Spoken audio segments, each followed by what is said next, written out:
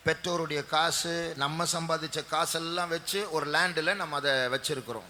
And the hard worked money of our parents and the hard worked money which we have through that we have kept a land in that ஒரு land வச்சு வாங்கினா அது ஒரு deposit மாதிரி நம்முடைய பின்னாடி அது விலை கூடும், அது ஒரு லாபமா நம்ம யூஸ் பண்ணிக்கலாம், இல்ல பிள்ளைகளுக்கு பிரிச்சு கொடுக்கலாம். இப்படி எல்லாம் நம்ம திட்டம் போடுறது உண்டு. And if we have a land, it will be like a deposit, and thereby the rate of the land will increase, and after which we can divide it to our parents. Likewise our children, likewise we have plans. எல்லாமே government எடுத்துட்டு போகுது எல்லா நாட்டிலையும்.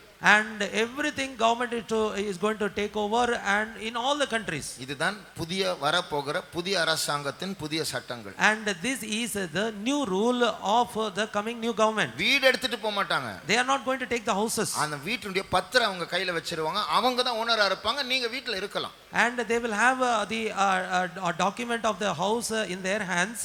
They will be the owner, but you can stay in your house. இப்போ கூட நம்ம லேண்ட்னு சொல்றோமே, ஆனா urban land tax, property tax, இந்த tax அந்த tax எல்லாம் நம்ம வாங்கின விலை கொடுத்து வாங்கினது வீட்டுக்கு நிலத்துக்கு ஏன் tax கொடுத்துட்டு இருக்கிறோம்? ஒரு பிடிப்பு இருக்கு, முழு பிடிப்பும் எடுக்க போறாங்க இப்போ. And now we are paying all the urban taxes, the house taxes, land taxes, etc.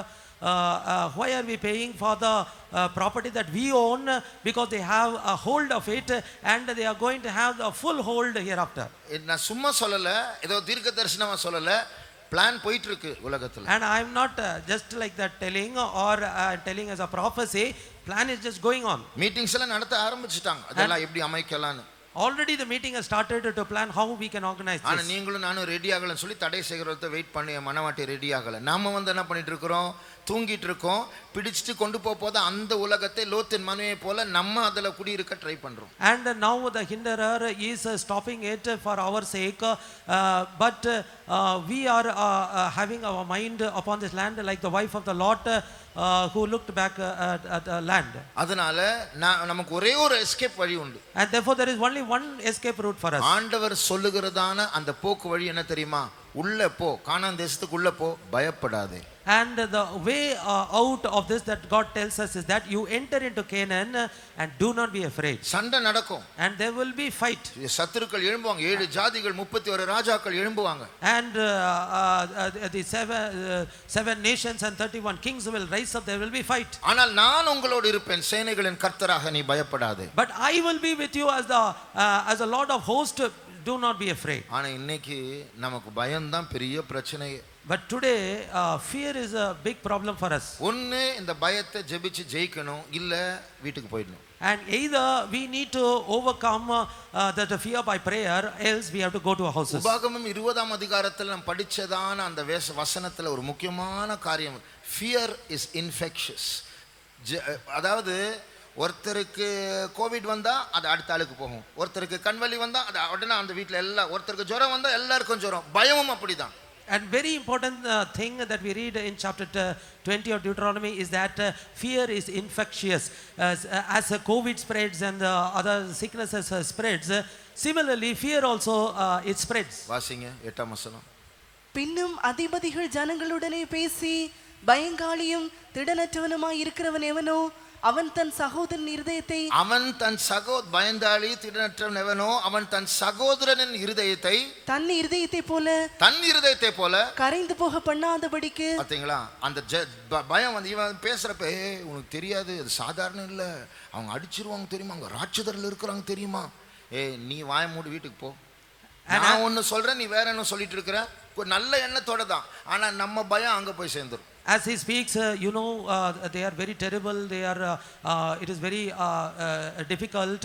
Likewise he will make the other person's heart faint, and therefore the Lord says, what are you speaking? I am telling something, you are telling some other thing, so you go to your house. இன்னைக்கு தெய்வீக சுகம் என்கிற விஷயத்துல நம்மில் அநேகருக்கு பயம் ஆளுகை செய்கிறது. And today in the matter of divine healing, fear is ruling over many of us. ஏன்னா நம்ம கண்ணுக்கு முன்னாடி சிலர் மரிக்கும் போது அது அந்த மரணம் நம்மோடு பேசுது, ஐயோ நம்ம கேர்ஃபுல்லா இருக்கணும், அவங்கெல்லாம் பிரசங்கம் பண்ணிட்டு போகணும், நம்ம உயிரை நம்ம பாதுகாக்கணும். And when we see certain people passing away because of the divine healing, that will speak to us saying that they will preach and they will go, but we have to preserve our own life. தேவனுடைய சித்தத்துக்கு வெளியில ஒரு பாதுகாப்பு உண்டு. And there is a protection outside the will of God. மறுபடியும் சொல்லுகிறேன், தேவனுடைய சித்தத்துக்கு வெளியில ஒரு பாதுகாப்பு உண்டு. And let me again tell you, there is a protection outside the will of God. அதுதான் இந்த உலகம் நமக்கு தருகிற பாதுகாப்பு. And that is the protection that this world gives us. நம்ம அந்த மருத்துவமனைக்கு போகும்போது இந்த மருந்து எடுக்கும்போது நமக்கு ஒரு சர்வைவல் இருக்கு, ஒரு பிழைப்பு இருக்கு. And when we go to the hospital, because when we take medicines, there is a survival because of that. ஆனால் அது ஏதோ ஆண்டவர் இரக்கத்துல உயிர் கிடைக்குது, ஆனா அது தேவ சித்தத்துக்கு வெளியில உள்ளதான ஒரு காரியம். And by the mercy of God we have our life back, but that is something outside the will of God. சமீபத்துல கூட நம்முடைய சென்டர் பாஸ்டர் சொன்னார், மருந்து எடுத்த பிறகு தயவு செய்து யாரும் சாட்சி சொல்ல வேண்டாம்னு சொல்லுங்க. And very recently our center pastor said, if people have taken medicine, you request them kindly not to testify. இதுதான் சென்டர் பாஸ்டர் சொன்னது இல்ல, இது நம்முடைய சபையின் ஒழுங்கு. And this is not just center pastor what he has said, this is the order of our church. ஏன் பயந்து போய் கர்த்தருடைய சித்தத்தின் பாதை வைத்து அந்த மனவாட்டிக்கு ஆண்டவர் கொடுத்த அந்த ரகசிய சுரங்கத்தின் அந்த தெய்வீக சுகத்தின் சுரங்கத்தை ஊடாக சென்று கானானை சுதந்திரிக்க அந்த பாதை விட்டுட்டு பயந்து போய் ஒரு தப்பு பண்ணிட்டோம். அதில் சர்வைவ் பண்ணதுனால நம்ம சாட்சி சொல்றது அது உண்மையான சாட்சி இல்லையே. And we have to get into the treasure and not treasure, into the tunnel which gives us an escape route into Canaan land. And we have to get into the tunnel of a tunnel which gives an escape route to the Canaan land, but outside it, because that we have survived, if we testify it, will it be really the right thing to do? அது நம்ம பயந்து போய் அது பிரதிக்கிரியை நம்ம காட்டிட்டோம். நம்ம பயப்படாதவர்கள். And because of fear we have reacted like that, but we are the ones who should not fear. தெய்வீக சுகம் என்பது Divine healing is மருந்தெடுக்காமல் இருப்பது அல்ல. It is not taking medicine.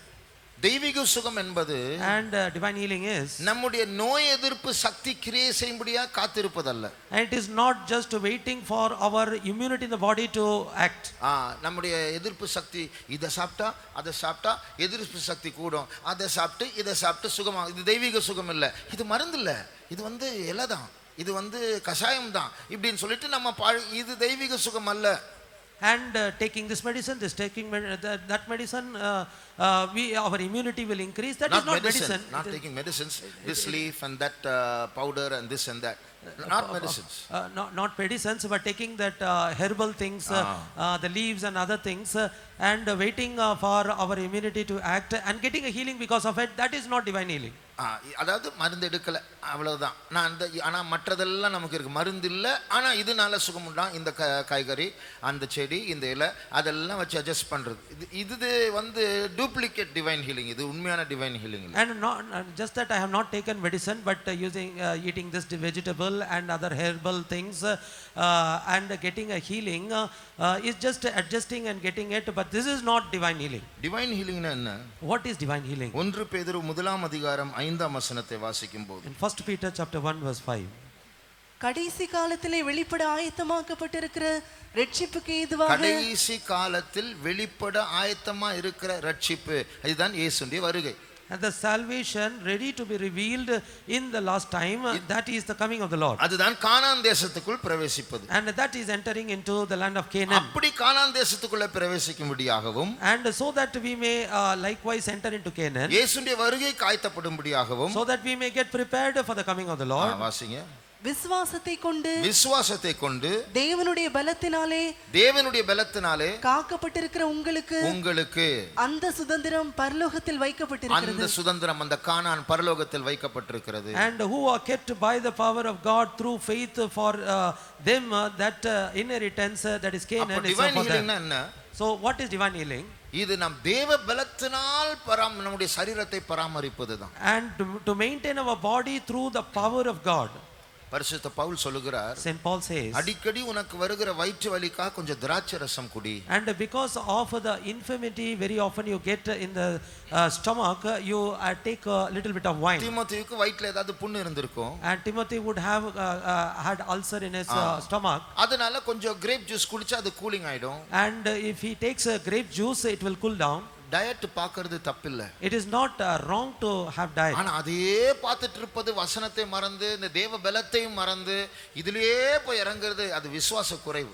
But looking only at the diet and not meditating the word and not receiving the power of God is experience lacking and lack of faith. அதாவது சயின்ஸையும் மருத்துவத்தையும் தாண்டி இயற்கைக்கு அப்பாற்பட்ட சக்தியோடு செயல்படுகிறது தான் தெய்வீக சுகம். And beyond the science and the medicine, working with the power of God is divine healing. தெய்வீக சுகம் என்றால் டாக்டர் ஆச்சரியப்படி எப்படி உங்களுக்கு நடந்துருச்சு அப்படின்னு அவர் கேட்கணும். And divine healing means even the doctor should be astonished, asking, how did this happen to you? அந்த லெவலுக்கு நம்ம வளரணும். And we should grow to that level. ஆனா இன்னைக்கு நமக்கு வளர்ச்சியும் இல்ல.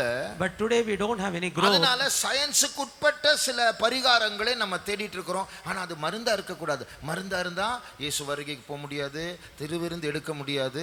அதனால எந்த இலையை தேடலாம், எந்த கஷாயம் குடிக்கலாம், இப்படினே அட்ஜஸ்ட் பண்ணிட்டு இருக்கிறோம். And because of which we are trying to get a remedy within the science of it, but it should not be a medicine. Therefore, what herb I can choose, what powder I can choose, likewise we are going. பரிசுத்த பவுல் திராட்சரசம் குடி என்று சொன்னதுனால இப்படி நம்ம பத்தியம் diet பார்க்கறது, இது சாப்பிடுறது குடி ஒரு மினிமமா வைக்கலாம். ஆனா இதுவே ஹீலிங்கா நம்ம வைக்க கூடாது. And because Saint Paul has recommended for wine, we can have these diets for a minimal level, but we should not bank only on this for the healing. நம்ம ஹீலிங்கை எப்படி பிராக்டீஸ் பண்ணணும்? And how should we practice our healing? கர்த்தருடைய வார்த்தையை நம்ம சாப்பிடணும். And we should eat the word of அந்த God. வசனத்தை சொல்லி அந்த கட்டு உடையணும். And keep on reciting the word of God, then the binding should be broken. So மெடிக்கல்ல சில பிரமாணங்கள் இருக்கு. And there are certain medical laws. Chicken பாக்ஸ்னா இத்தனை நாள், அம்மை வியாதினா இத்தனை நாள். Chicken pox means the duration of the sickness. இத்தனை நாள். Typhoid means this is the duration of the sickness.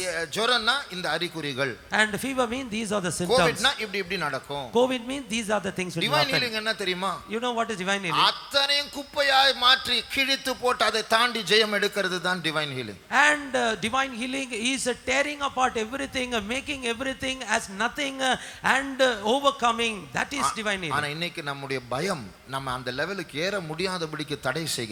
But today our fear is not allowing us to climb up to that level. இப்படியே இருந்தா இயேசு வரும்போது போகவும் முடியாது. And if we are like that, when Jesus comes we cannot be caught up. அதனால நம்முடைய பயம் போகும்படியா சீரியஸா ஜெபிக்க போகிறோம். And therefore for our fear to depart, seriously we are going to pray. கானான் தேசத்தில் 7 ஜாதிகள் இருந்தது என்று நம் வேதத்தில் வாசிக்கிறோம். In scriptures we read that in Canaan there were 7 nations. அதுல முதல் ஜாதி ஏத்தியர். And the first nation is Hittites. Hittites. ஏத்தியர் என்று சொன்னால் ஏத் என்கிற மனுஷனுடைய புத்திரர். And Hittites means those are the generation of the man by name Hittite. Het. ஆதியாகமம் 10ஆம் அதிகாரம் நினைக்கிறேன். I think Genesis chapter 10.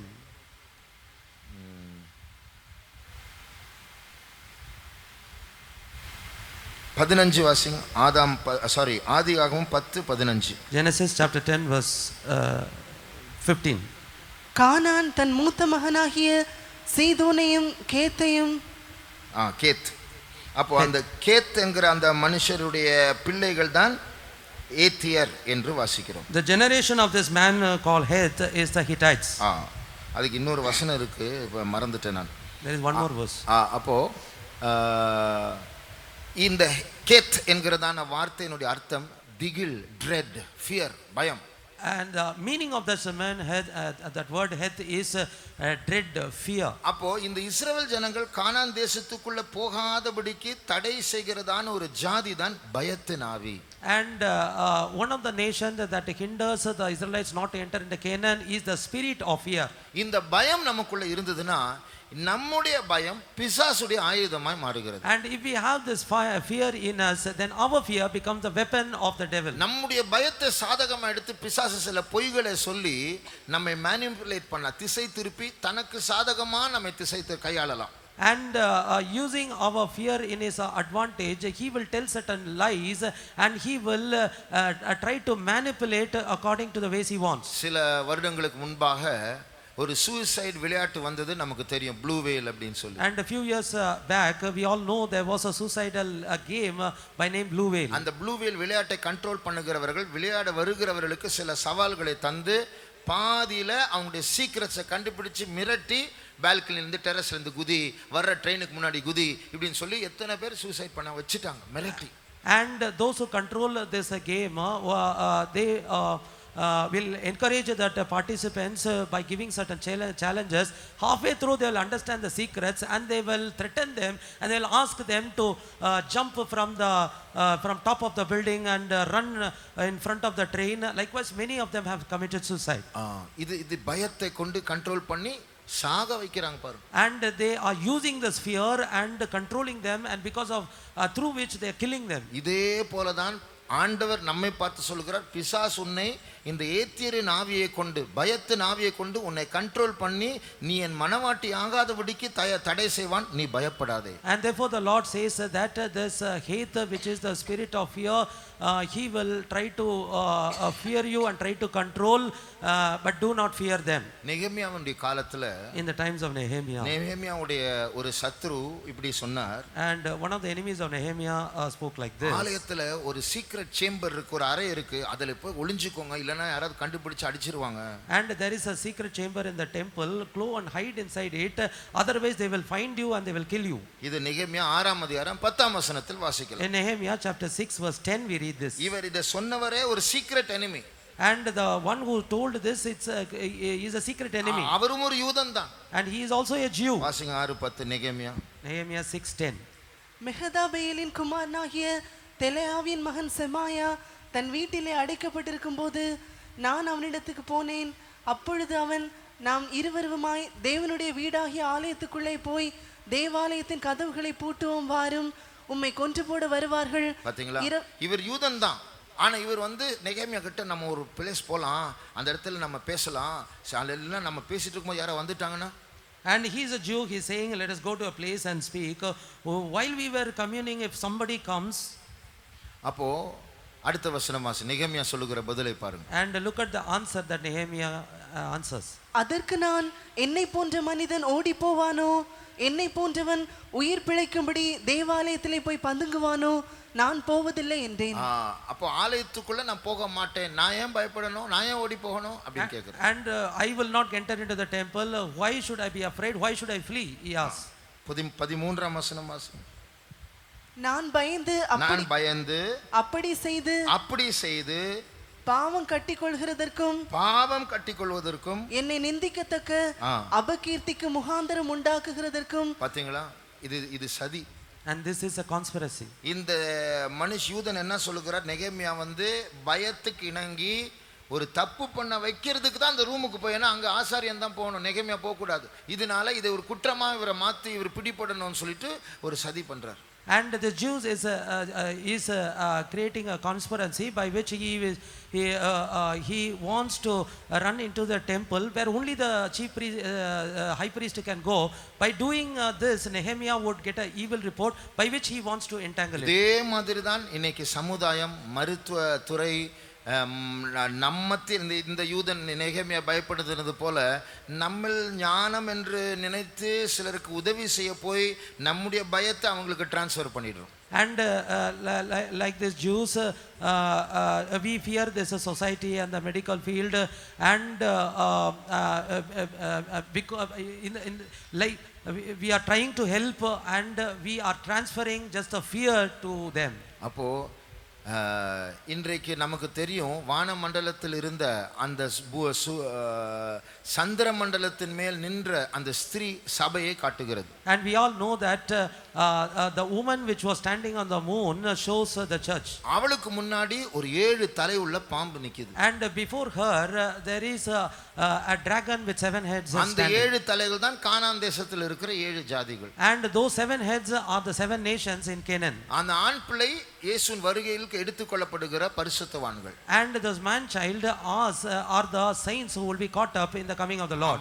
பிறந்த உடனே அவனை நாம் விழுங்கிடணும். And the moment when he is born, I should swallow him. இதே நீங்களும் நானும் தான் இயேசுவின் வருகைக்கு போகும்படியா ஆயத்தப்பட வேண்டியவர்கள். And you and me are the ones who have to be prepared for the coming of the Lord. அந்த 7 தலையில் ஒரு தலை தான் பயத்தின் ஆவி.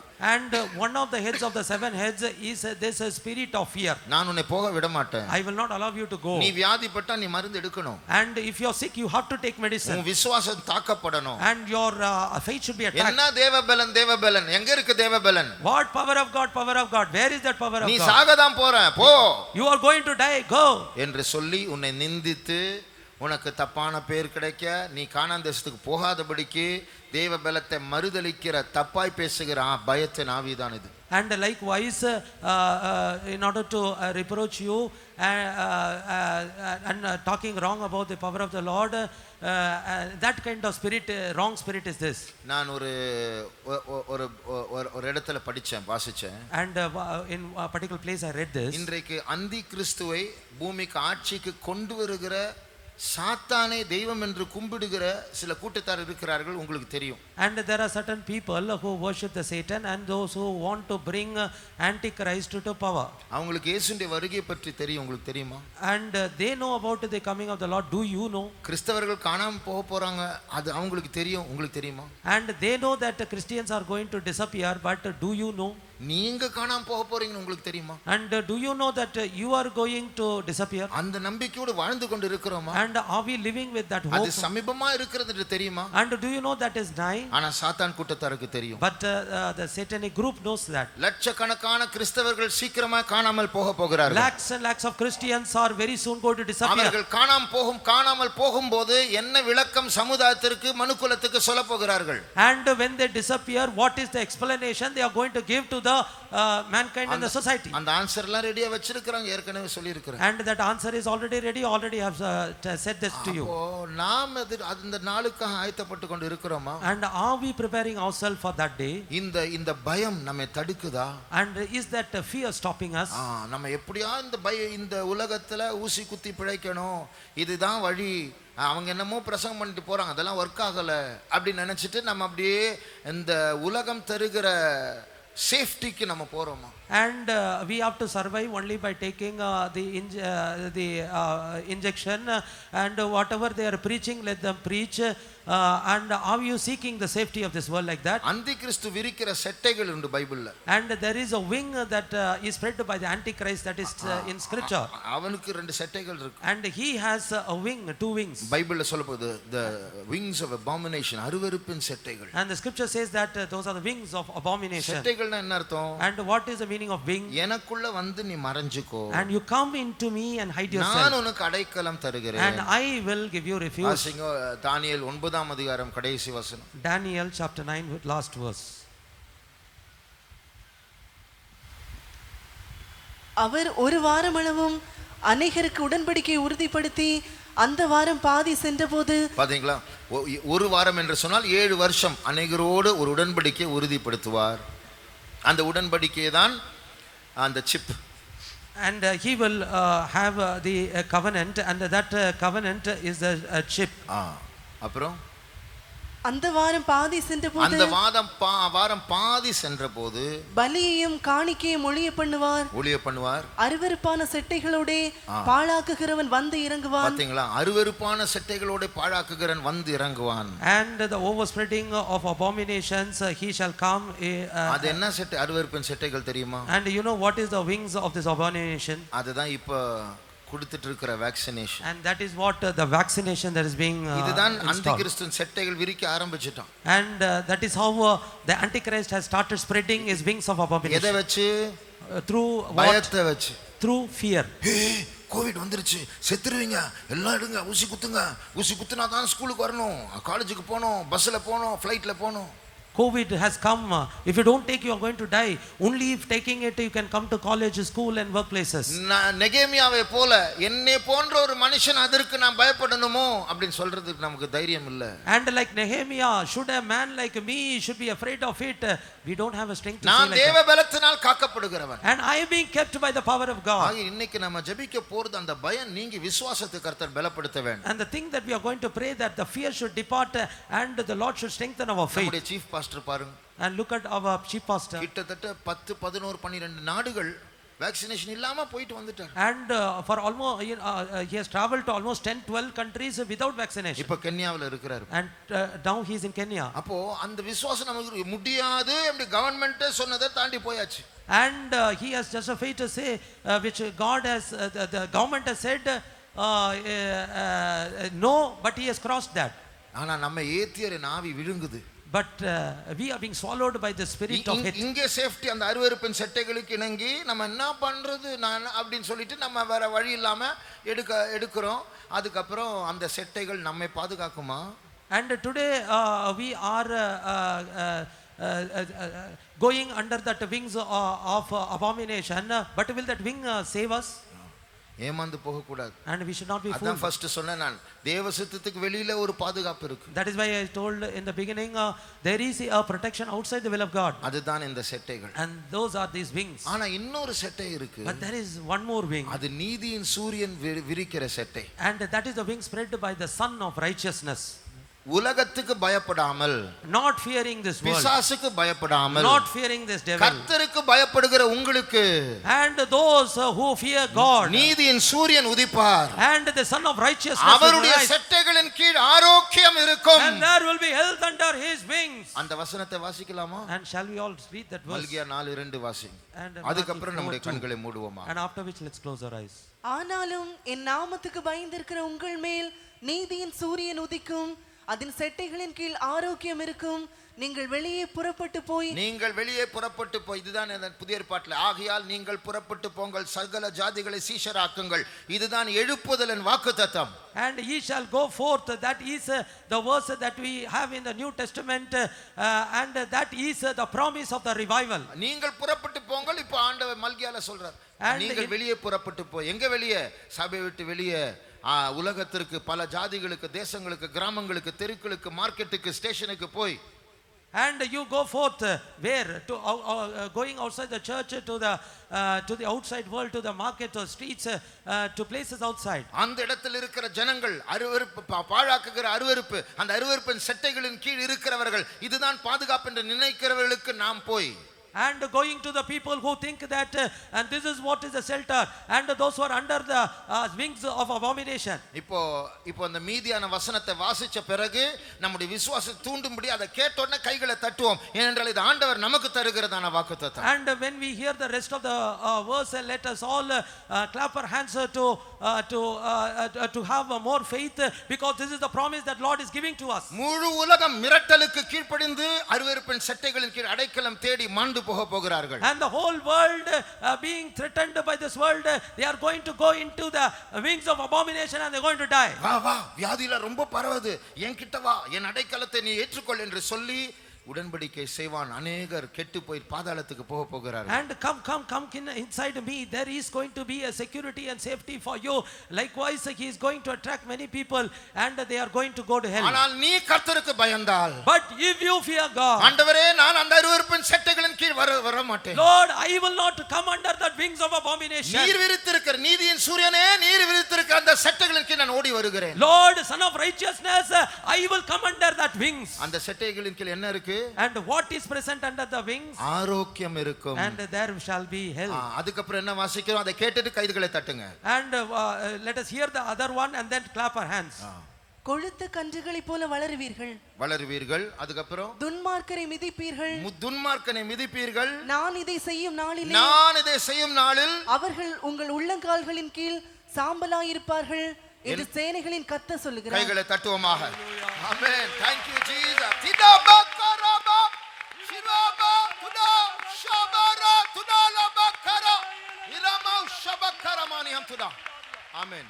இப்பொழுது நாம் முழங்காலில் நிற்போமா? And now let us all stand in our இப்பொழுது நாம் knees. ஜெபிக்க போகிறோம். Now we are going to pray. எந்த செட்டைகளின் கீழே நாம போக And போகிறோம்? to which wings we are going to go under. குழந்தைக்கு சிக்காயிடுச்சா அவ்வளவுதான், இருதயமே உருகுது. And if the baby gets sick, all our heart gets melted. கடவுளை காணோம், வாக்குத்தத்தம் காணோம், பைபிள்லாம் உருகி ஏதோ சாம்பலா மாறிடுச்சு. ஐயோ ஐயோ ஐயோ. And there is no God, there is no promises. All the Bible have been melted and become ashes, and we are shouting ayyo ayyo. அந்த ஏத்தியரனுடைய ஆவி நம்ம அப்படி ஈஸியா விழுங்குதே. And the spirit of Hittite is easily swallowing us. பராக்கிரமசாலியே, நீ ஏன் பயப்படுகிறாய்? Oh mighty man of valor, why are you நீ அந்த afraid? கானான் தேசத்தில் இருக்கிற ரதங்களையும் குதிரையும் பார்த்து நீ பயப்படாதே. And looking at the chariots and the horses in Canaan, do not fear. நான் சேனைகளின் கர்த்தரா உங்களோடு கூட And இருக்கிறேன். I am as a Lord of hosts, I am with you. இந்த ஜெபத்தின் மூலமாக Through this prayer, உங்களுடைய விசுவாசத்தின் லெவல் கூட வேண்டும். and the level of your faith should increase. இந்த பயம் நீங்க The வேண்டும். fear should depart. அந்த விசுவாசத்துக்கு ஒரு ஆவியாய் தர வேண்டும். That Lord, the Lord should give that faith as a எந்த spirit. வியாதி வந்தாலும் No matter what sickness we get, சத்தியத்துக்கு நிற்கக்கூடிய அந்த பராக்கிரமத்தின் ஆவியை கர்த்தர் தர போகிறார். the Lord is going to give the spirit of mighty valor, so to stand in any sickness. இனிமே யாருக்கும் பேட் நியூஸ் ஸ்ப்ரெட் பண்ண கூடாது. And hereafter nobody should spread bad news. எந்த டாக்டர் பேரையும் மற்றவங்களுக்கு இங்க இருக்கிறவங்க ரெக்கமெண்ட் பண்ண கூடாது. And you should not recommend none of the doctor's name from இந்த here to others. மருந்தடி இந்த அந்த மருந்தடி வாயில வர கூடாது. And you should not recommend any medicine from your mouth. யாராவது நான் உனக்கு உடம்பு சரியில்லைன்னு சொன்னால் And if somebody says to you, I am sick, வாயில வாக்குத்தத்தம் வரட்டும். and let your mouth speak நீதியின் promises. சூரியனுடைய வாயுச்ச நாமம் உச்சரிக்கப்படட்டும். And let your the name of the Son of Righteousness அவருடைய be proclaimed. சட்டைகள் அந்த வீட்டில் விரிச்சிட்டு போங்க. And you spread his wings and go forth. பொல்லாங்கனை மிதிக்கக்கூடிய அபிஷேகத்தை கர்த்தர் தர போகிறார். The Lord is going to give the anointing to tread on the wicked. Sabira Baja துலமங்கரா. Thank you Jesus. Iraba zibalaba ribaraba shabaraba ragda. Sirata diara katuladia. Sarata